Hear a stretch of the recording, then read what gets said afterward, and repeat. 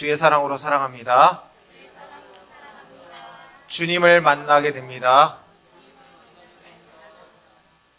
저는 우리 성도님들을 뵈면 주님을 만난 걸로 저는 여깁니다. 주님께서 여러분들을 통해 저를 만나 주셨기 때문입니다. 오늘 이 시간 마른 뼈도 사랑하시는 하나님이라는 제목으로 하나님 말씀을 나누고자 합니다. 제가 기도할 때 하나님 그런 마음을 주시더라고요. 너는 지금 어떤 상태에 놓여 있니? 근데 그때 에스겔서 37장 말씀이 딱 떠올랐습니다. 주님, 저는 아직 마른 뼈입니다. 성도들에게 말씀을 전하고 저는 마른 뼈에서 탈출해야 되는데 아직도 마른 뼈인 저의 모습에 하나님 앞에 회개할 수밖에 없었습니다. 그래서 오늘 이 말씀을 통해 우리가 이 마른 뼈의 생활을 청산하고 하나님 앞에 믿음으로 굳게 서시는 저와 여러분들 되시기를 주의 이름으로 축원합니다. 그럼 그 사극을 보시면 김명국이라고 하는 배우를 기억하실 겁니다. 이 김명국 배우분이 권사님이신데 지금도 조혈모세포 기증 캠페인을 하고 있습니다. 이것을 하게 된 계기가 있는데 2005년도에 3살 된 그 아들이 급성 림프성 그 백혈병을 진단받고 세상을 떠나게 됩니다. 3살 때 이제 진단을 받고 5년 뒤에 이제 생을 마감하게 되는데 이 아들이 자기 가족을 구원해 주었다라고 간증을 합니다.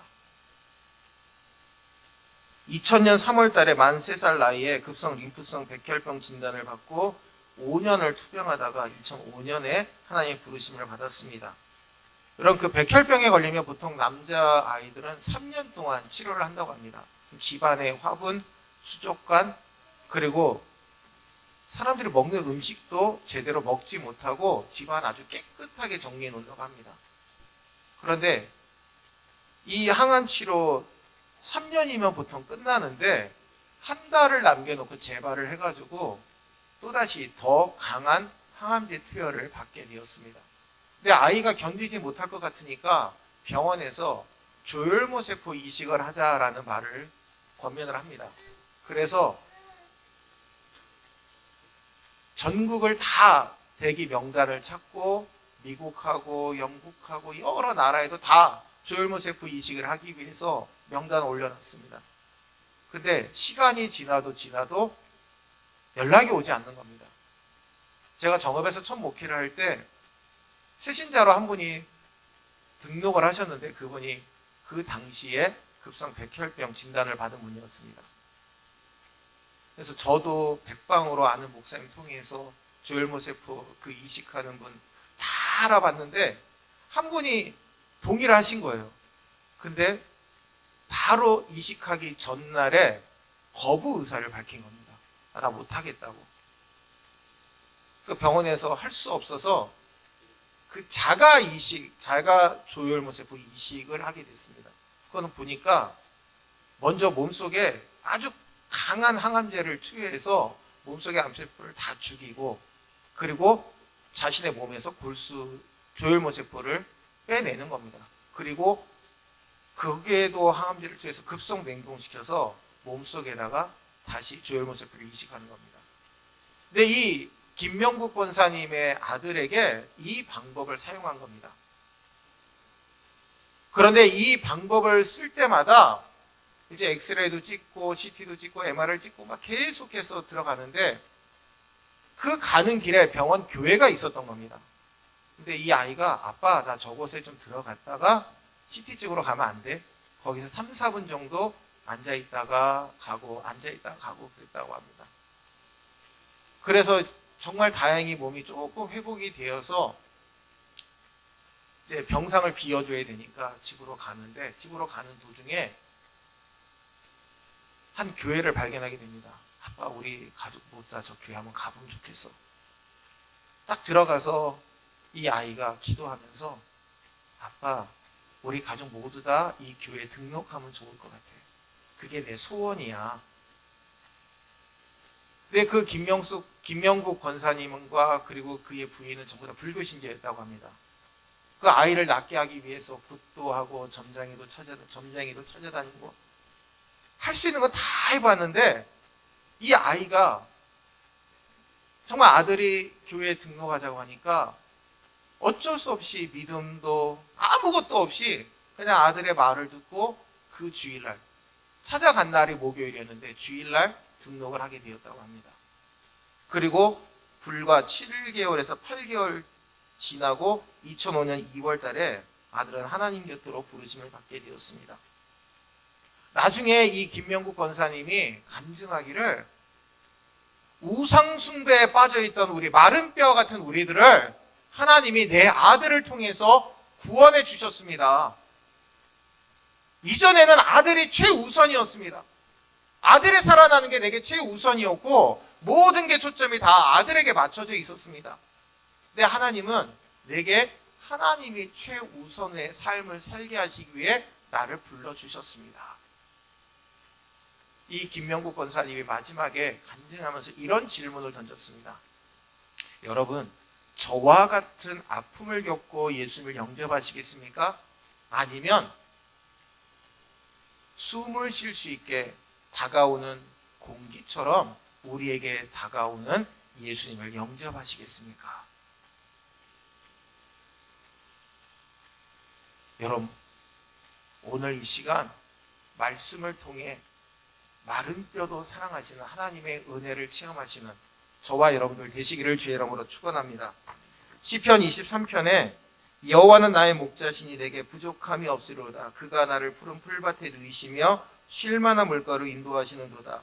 내 영혼을 소생시키시고 자기 이름을 위하여 의의 길로 인도하시는도다. 다윗은 여기서 끝나지 않습니다. 내가 사망의 음침한 골짜기로 다닐지라도 해를 두려워하지 않을 것은 주께서 나와 함께 하심이라. 주의 지팡이와 막대기가 나를 안위하시나이다. 주께서 내 원수의 목전에서 내게 상을 차려주시고 기름을 내 머리에 부으셨으니 내 잔이 넘치나이다. 내 평생의 선하심과 인자하심이 반드시 나를 따르리니 내가 여호와의 집에 영원히 살리로다. 아멘. 그런데 여러분, 우리의 인생에 이렇게 푸른 풀밭과 쉴만한 물가면 쭉 지속되면 참 좋겠는데 그렇지 못한 게 우리의 인생이기도 합니다.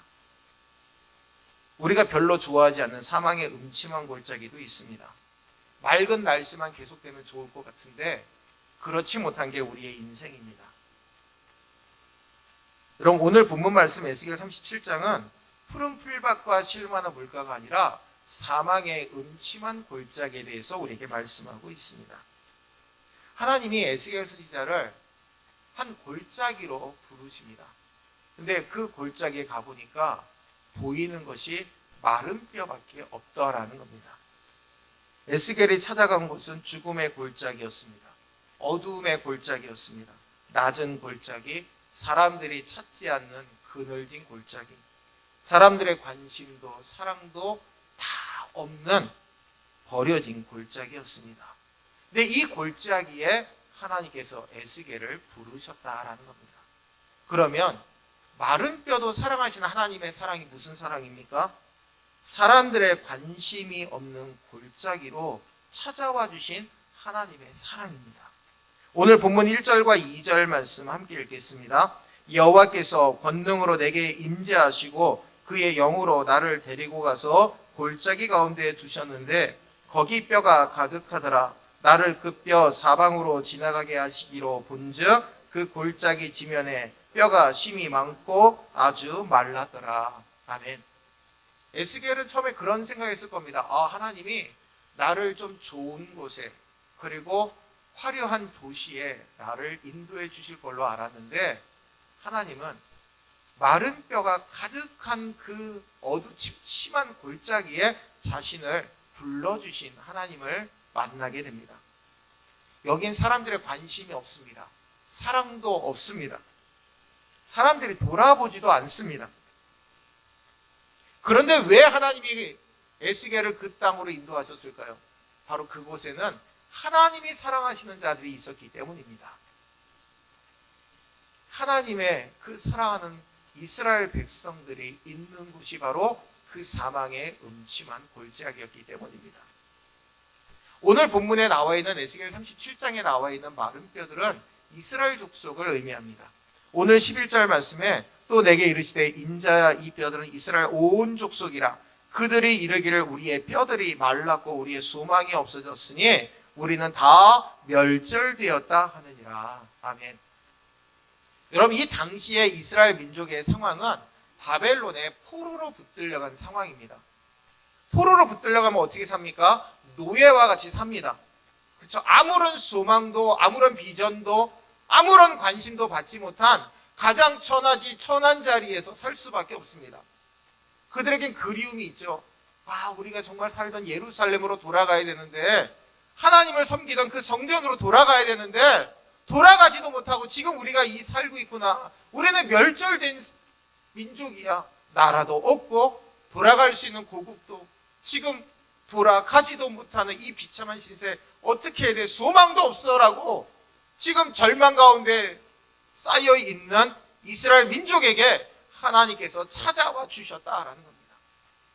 마른 뼈와 같이 지금도 낙심하고 절망하고 위로를 받기를 소망하는 우리들에게 주님이 찾아와 주셨다라는 겁니다. 여러분, 강림절이라는 것은요, 소망이 없고 비전도 없는 이 땅 위에 소망을 주시기 위해, 비전을 주시기 위해 우리 주님이 우리에게 찾아와 주신 절기가 바로 강림절입니다. 성도 여러분, 이스라엘 백성이 버려진 골짜기는 하나님이 사랑하시는 자들이 통과해야 하는 골짜기입니다. 우리도 통과해야 되는 골짜기입니다.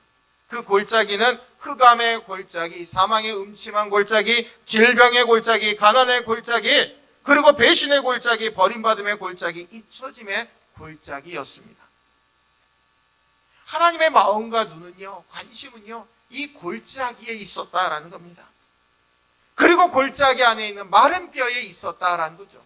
사람들이 외면하고 돌아보지 않는 그 마른 뼈에 주님의 관심이 꽂혀 있었다라는 겁니다. 오늘날 세상은 어떠합니까? 내게 이익이 되는 사람하고만 관계를 맺으려고 합니다. 내게 이익이 되지 않고 손해가 되면요, 단호하게 끊습니다.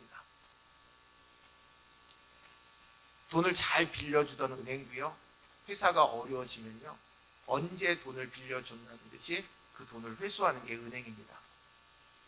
마찬가지입니다.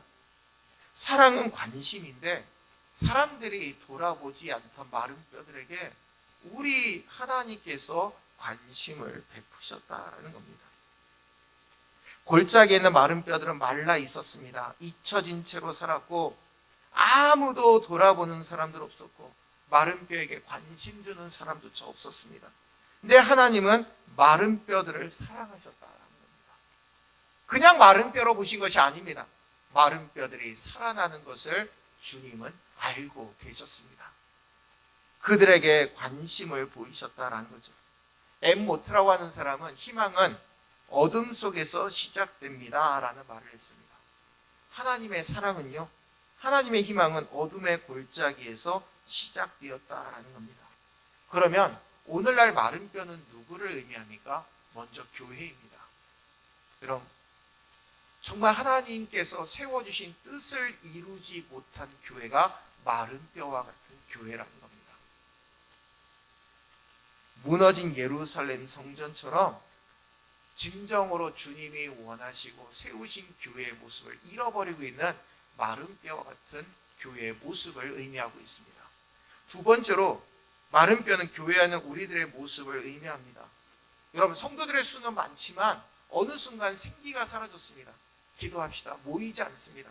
예배합시다. 모이지 않습니다. 왜 그렇습니까?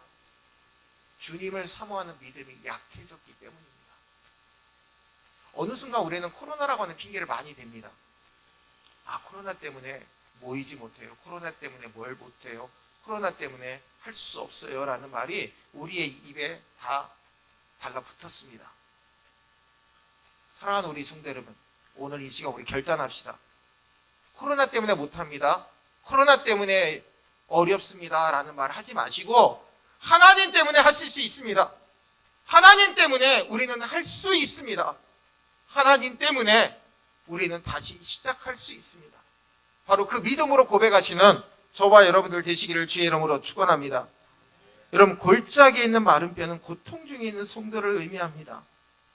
질병 가운데 놓여 있을 때 절망할 수밖에 없죠. 낙심할 수밖에 없습니다.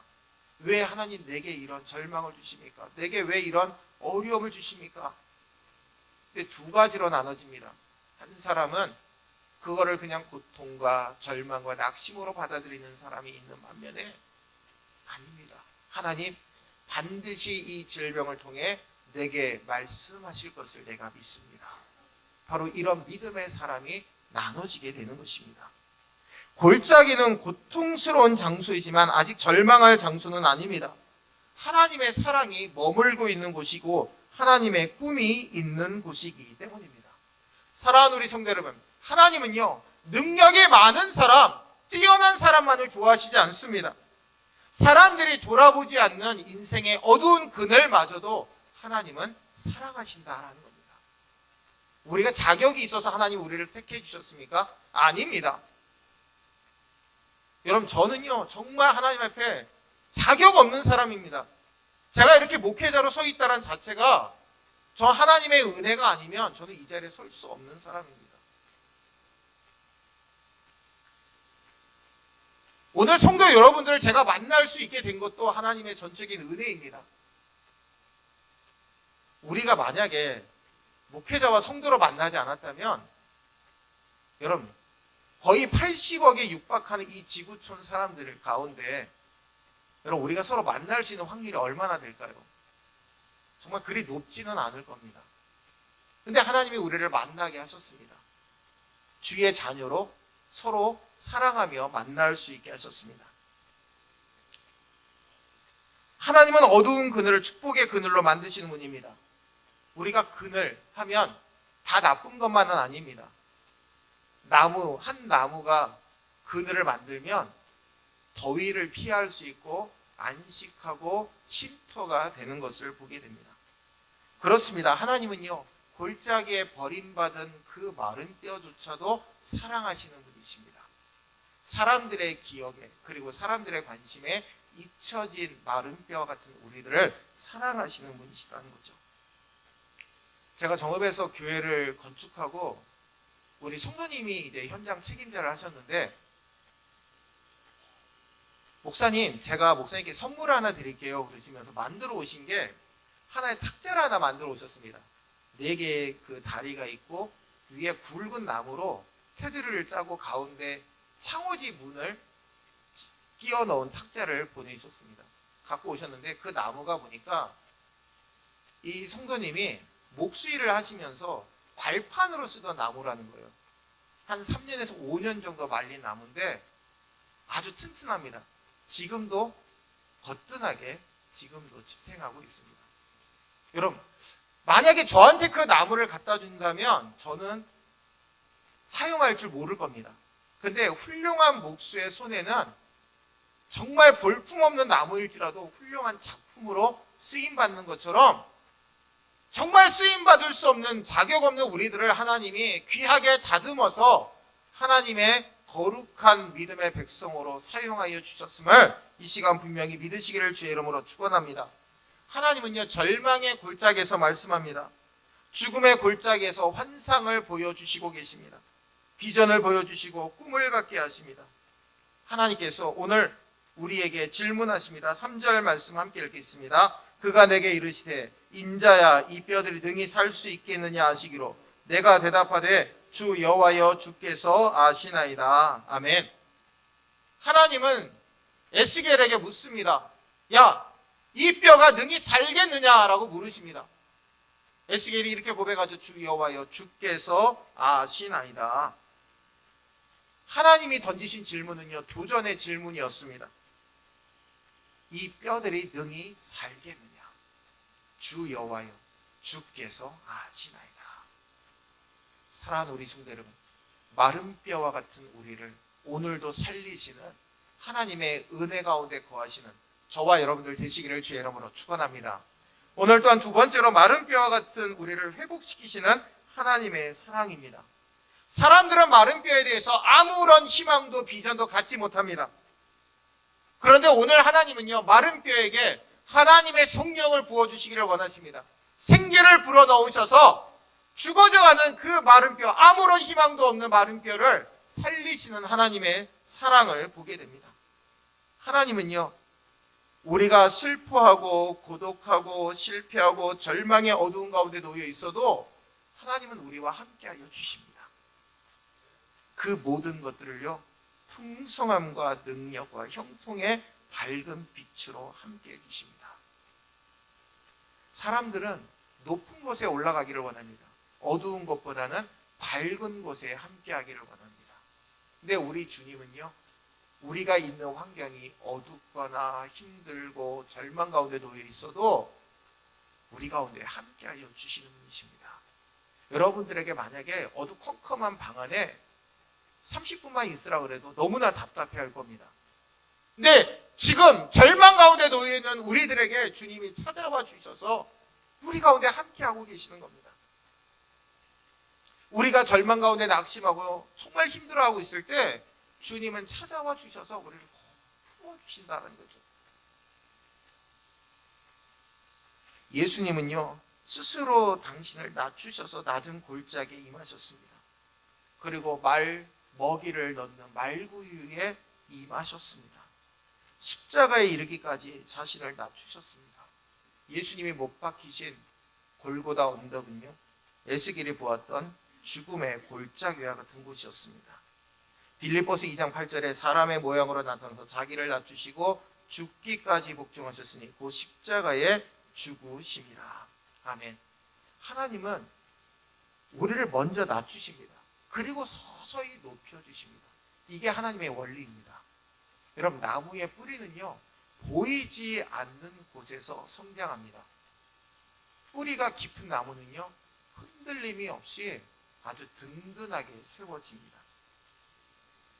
나무가 뿌리를 내릴 땐 가장 고통의 때입니다. 가뭄은 해에 산불이 났을 때, 폭풍우를 통과할 때 나무는 뿌리를 더 깊이 내립니다. 밖에서 오는 그 물보다 깊이 내린 그 뿌리에서 당겨 올린 물이 그 나무를 더 튼튼하게 만들기 때문입니다. 하나님이 에스겔을 데리고 간 골짜기는 죽음의 골짜기, 흑암의 골짜기였습니다.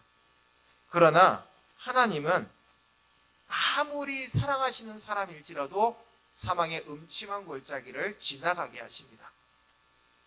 다윗이요, 사망의 음침한 골짜기를 통과합니다. 사무엘상 22장 1절과 2절 말씀에 그러므로 다윗이 그곳을 떠나 아둘람 굴로 도망하며 그의 형제와 아버지의 온 집이 듣고 그리로 내려가서 그에게 이르렀고 환난당한 모든 자와 빚진 모든 자와 마음이 원통한 자가 다 그에게로 모였고 그는 그들의 우두머리가 되었는데 그와 함께한 자가 400명 가량이었더라. 아멘. 여러분, 다윗이요, 사울의 그 핍박을 피하기 위해서 아둘람 굴로 피신합니다. 굴에 들어가면 어떻습니까? 어두침침하죠. 잘 보이지 않습니다. 그런데 하나님은 그 아둘람 굴로 도망간 다윗을 그것으로 끝내지 않으셨습니다. 사울에게 폭정을 이기지 못해서 이리저리 빚진 자, 힘든 자들이 그 아둘람 굴에 숨어 있는 다윗에게로 모여들기 시작했다는 것이죠. 그의 가족들도 모여들었습니다. 그러다 보니까 그와 함께한 자가 400명 가량이었더라 라고 말씀하고 있습니다. 하나님은 그 마른 뼈와 같은 다윗을 하나님께서 세워주셔서 400명의 그들과 함께하는 자를 붙여주시는 은혜를 주셨다라는 겁니다. 요셉이 국무총리가 되기 전에 그가 머물렀던 곳은 어두운 감옥이었습니다. 2년을 지내게 됩니다. 근데 신기하게도 그 감옥에서도 하나님은 요셉과 함께 하셨습니다. 그리고 사랑을 더하셨고 그 간수장에게 하나님의 은혜를 직접 체험하게 하셨습니다. 창세기 39장 20절과 21절에 이에 요셉의 주인이 그를 잡아 옥에 가두니 그 옥은 왕의 질수를 가두는 곳이었더라. 요셉이 옥에 갇혔으나 여호와께서 요셉과 함께 하시고 그에게 인자를 더하사 간수장에게 은혜를 받게 하시매. 아멘. 우리의 인생의 여정 가운데서도 다윗과 요셉과 같이 광야 가운데 어려운 가운데 처할 때가 있습니다. 그럴 때마다 하나님이 우리와 함께하여 주심을 분명히 믿으시기를 주의 이름으로 축원합니다. 여러분, 우리 육신의 눈을 잘 한번 보십시오. 우리가 물체를 보는 것은 이 흰자위로 보는 것이 아닙니다. 검은 눈동자로 보는 것이죠. 탈무드에서 이 검은 눈동자의 신비에 대해서 말을 합니다. 너의 인생이 아무리 어둡다고 할지라도, 너의 현실이 눈동자같이 캄캄하다고 할지라도 낙심하지 말아라. 절망하지 말아라. 오히려 그 어둠을 통해서 밝은 미래를 바라볼 수 있느니라. 아멘. 하나님은요, 흑암 중에 있는 우리에게 큰 빛을 보게 하십니다. 이사야 9장 2절에 흑암에 행하던 백성이 큰 빛을 보고 사망의 그늘질 땅에 거주하던 자에게 빛이 비치도다. 아멘. 흑암 중에서 우리는 예수님을 만나게 됩니다. 하늘의 비전을 보게 되는 것이죠. 하나님이 보여주시는 은혜와 사랑을 바라보게 됩니다. 사랑하는 우리 성도 여러분, 오늘 이 시간 흑암 가운데 놓여 계십니까? 지금 절망 가운데 놓여 계십니까?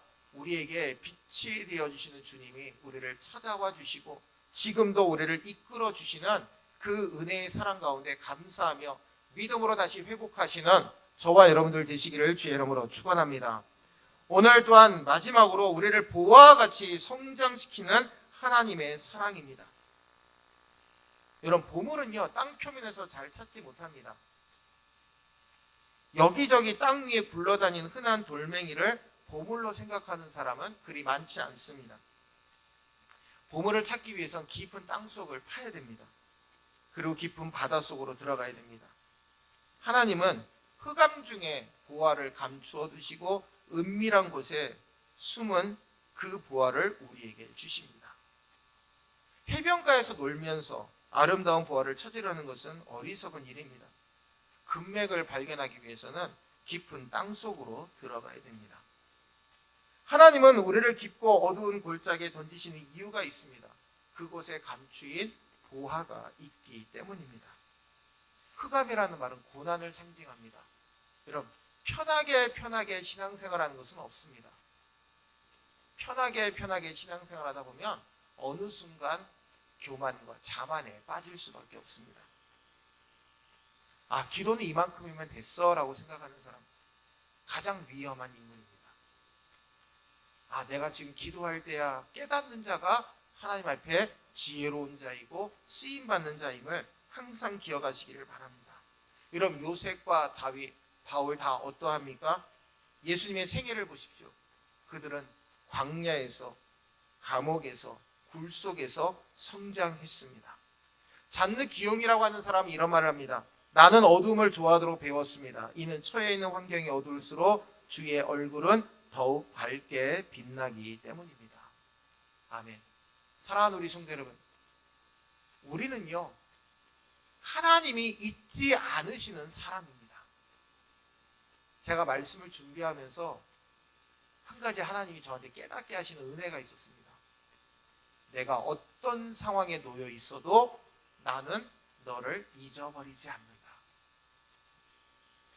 어떤 상황에 내 자녀가 놓여 있을지라도 나는 절대로 그 자녀를 잊어버리지 않는다. 이 말씀을 준비하면서 저에게 주신 은혜입니다. 사랑하는 우리 성도 여러분, 사람들은요, 마른 뼈와 같은 사람은 쳐다도 보지 않습니다. 돌아보지도 않습니다. 절망, 낙심 가운데 놓여 있으면 그냥 한 번 와서 위로하고 지나갑니다. 근데 하나님은요, 묵묵하게 우리 옆에 앉아 계십니다. 그리고 우리를 사랑하시고 그냥 품어주십니다. 여러분, 장례식에 가서 어떻게 소천하셨어요? 어떻게 돌아가시게 됐어요? 물어보는 사람 위로가 되지 않습니다. 가서요, 유족들을 그냥 안아주면 그게 위로입니다. 하나님이 우리에게 찾아와 주셨을 때도 다른 얘기하지 않으십니다. 그냥 우리를 꼭 품어주셔요. 여러분, 어릴 때 한번 생각해 보십시오. 밖에서 막 친구들하고 막 놀다가 머리부터 발끝까지 그냥 새까맣게 들어올 때가 많았습니다. 저희 때도 뭐 흙장난하는 게 일상이다 보니까 손부터 시작해서 손톱에 뭐 떼끼는 거는 일반 다반사이고요. 막 머리부터 발끝까지 새까맣게 들어옵니다. 근데 들어갔을 때 저희 어머니가 밝은 미소로 저를 맞이해 주십니다. 그러면 밖에서 막 힘들게 놀고 와도 그 피곤이 그냥 다 사라집니다. 여러분, 밖에서 열심히 일하고 온 가장이 가족들의 그 반겨주는 모습을 보면 일상의 피곤이 싹 사라지듯이 마찬가지입니다. 우리가 주님의 전에 달려왔을 때, 야, 사랑하는 내 딸아, 사랑하는 내 아들아, 내가 너를 사랑하고 내가 너를 위로한다. 주님께서 품어주시면 그로 인해 우리는 새 힘을 얻게 되는 줄로 믿습니다. 사랑하는 우리 성도 여러분, 세상 사람들은 마른 뼈와 같이 쓸모없다고 생각되어지면 돌아보지 않지만 하나님은 마른 뼈와 같은 우리를 사랑하시고 인도하여 주시고 살펴주시고 회복시켜 주시는 분이신 줄로 믿습니다. 오늘 10절 말씀 우리 함께 읽겠습니다. 이에 내가 그 명령대로 대언하였더니 생기가 그들에게 들어가매 그들의 곧 살아나서 일어나 서는데 극히 큰 군대더라. 아멘. 이 말씀을 기억하시기를 바랍니다. 주님께서 마른 뼈를 큰 군대로 만드시듯이 오늘 우리를 회복시켜 주실 줄로 믿습니다. 오늘 12절 말씀에 그러므로 너는 대언하여 그들에게 이르기를 주 여호와께서 이같이 말씀하시기를 내 백성들아 내가 너희 무덤을 열고 너희로 거기에서 나오게 하고 이스라엘 땅으로 들어가게 하리라. 13절 말씀에 내 백성들아 내가 너희 무덤을 열고 너희로 거기에서 나오게 한즉 너희는 내가 여호와인 줄을 알리라. 아멘. 그럼 무덤이 어디입니까? 바벨론입니다. 포로로 붙들려 있는 바벨론에서 내가 너희들을 꺼내줄 것이다.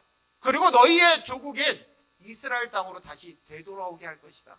바로 이 약속이 70년 뒤에 이루어지게 됩니다. 이 약속을 믿고 믿음 가운데 살았던 이스라엘 백성들은 고국으로 돌아올 수 있게 되었다는 것이죠. 사랑하는 우리 성도 여러분, 지금 마른 뼈와 같은 낙심하고 절망 가운데 놓여 계신 우리 성도님들 계십니까? 이 시간 우리에게 생기를 불어넣으셔서 다시 회복시키시는 하나님의 사랑과 하나님의 은혜 가운데 거하시는 저와 여러분들 되시기를 주의 이름으로 축원합니다. 우리를 사랑하시고 우리를 회복시켜 주시는 그 능력 가운데 날마다 거하심으로 말미암아 이제는 마른 뼈는 뒤로 하고 새롭게 회복되어진 십자가 군대로 십자가 군사로 쓰임받는 저와 여러분들 되시기를 주의 이름으로 축원합니다. 기도하겠습니다. 은혜로우신 주님, 우리를 사랑하시고 인도하여 주시는 주의 은혜를 감사드립니다. 주의 뜻 가운데 승리하게 도와주시고 마른 뼈와 같이 낙심하고 절망하는 우리들을 다시 한번 사랑하시고 회복시켜 주시고 다시 성장시켜 주시는 주의 은혜 아래 거할 수 있도록 축복해 주시옵소서. 아버지, 우리 교회가 날마다 새로워지기를 원합니다. 마른 뼈와 같이 지금 거하고 있다면 우리 교회를 회복시켜 주셔서 다시 예배가 정말 주님 앞에 영광 돌리는 예배가 활성화되게 도와주시고 전도도 헌신도 다시 불같이 일어날 수 있도록 인도하여 주옵소서.